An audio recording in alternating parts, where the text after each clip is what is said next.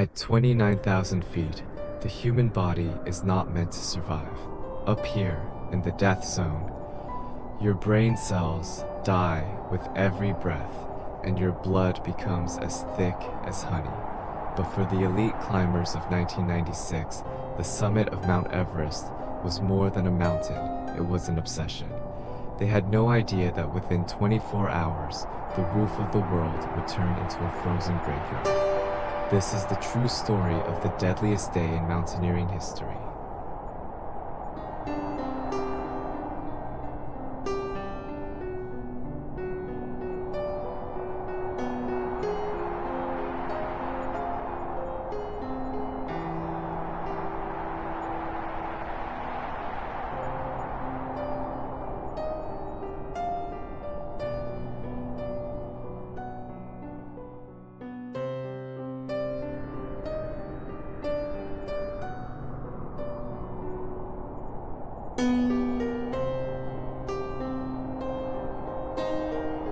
May 10th, 1996.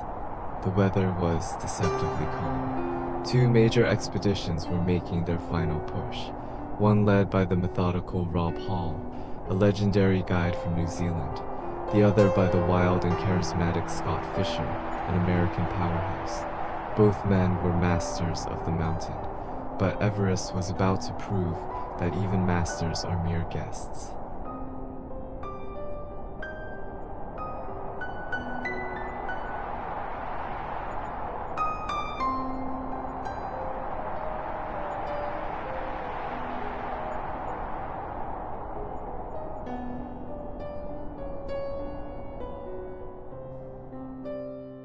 In the weeks leading up to the summit push, base camp was a city of nylon and hope. Climbers from all over the world paid $65,000 for a chance to stand where the sky turns black. Among them was Beck Weathers, a pathologist from Texas, and John Krakauer, a journalist sent to document the growing commercialization of the peak. They spent weeks acclimatizing, breathing thin air, and praying for a clear window. The atmosphere was electric, filled with the clinking of gear and the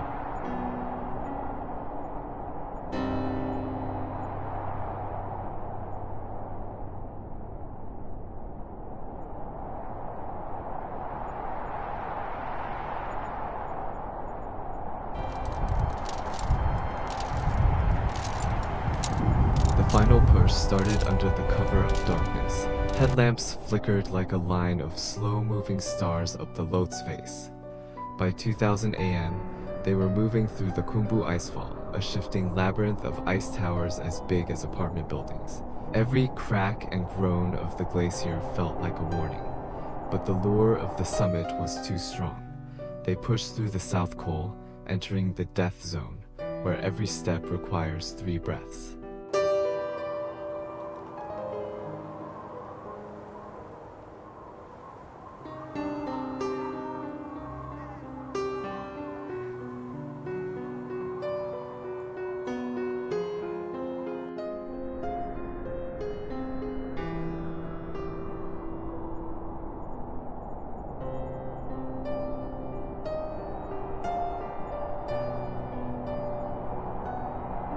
Disaster began not with a storm, but with a delay.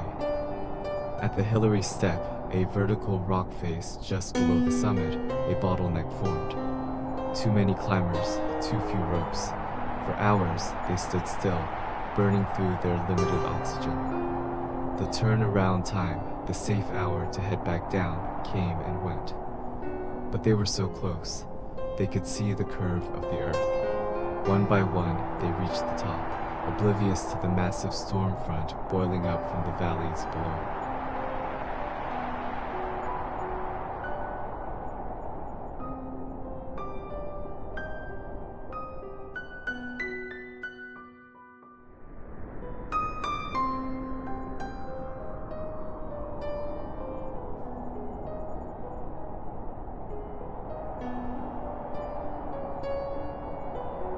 At 4:00 p.m., the sky turned a bruised purple. Then, the mountain vanished. A monster storm slammed into Everest with winds reaching 80 miles per hour. Visibility dropped to 0. It was a total whiteout. Climbers were blinded, their goggles freezing over, their oxygen tanks running dry. Rob Hall was trapped near the summit, staying with a client who could no longer walk. High above the world, in the middle of a hurricane of ice, Hall made a final radio call to his pregnant wife. His last wave.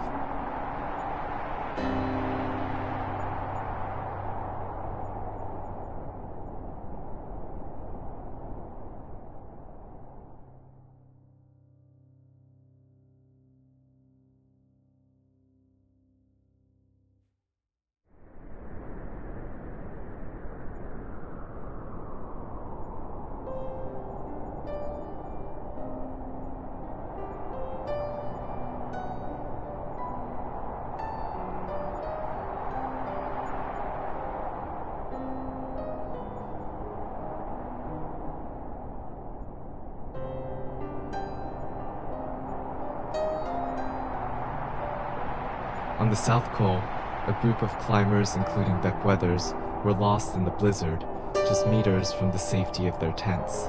They huddled together to stay alive, but as the night wore on, many slipped into a coma. When rescuers finally reached them, they made a heartbreaking decision. Beck Weathers was completely encased in ice. He was unresponsive. They judged him beyond saving and left him to the mountain. Twice, he was left for dead. But then, a miracle happened. Beck's mind flickered.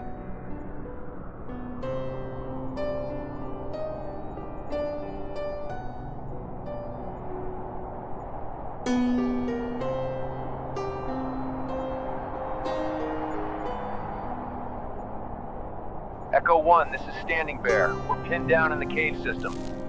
Repeat, requesting urgent support. We're running out of time.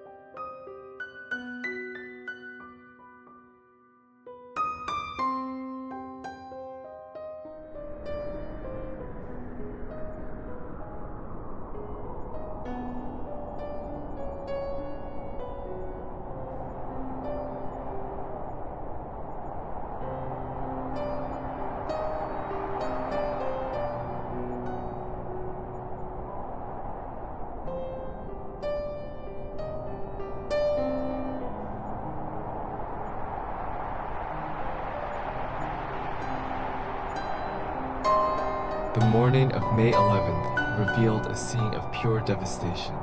8 people were dead, including Hall and Fischer. The world was in shock. How could the best guys in the business lose control? Beck Weathers survived, but at a heavy cost, losing his nose and both hands to frostbite. The disaster sparked a global debate. Has Everest become too commercial? Have we forgotten that nature is the ultimate judge?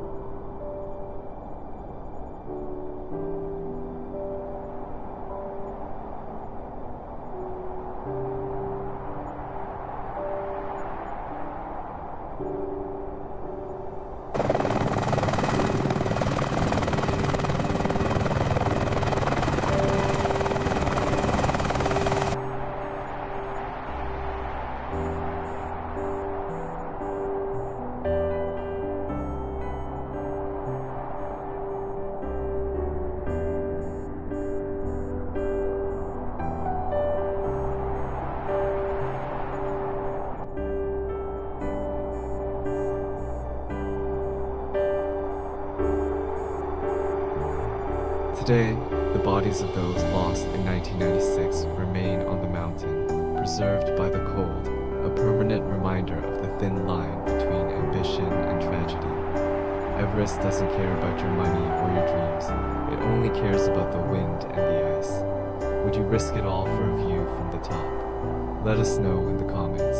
If you found this story powerful, hit the like button and subscribe for more survival documentaries. Until next time, stay safe.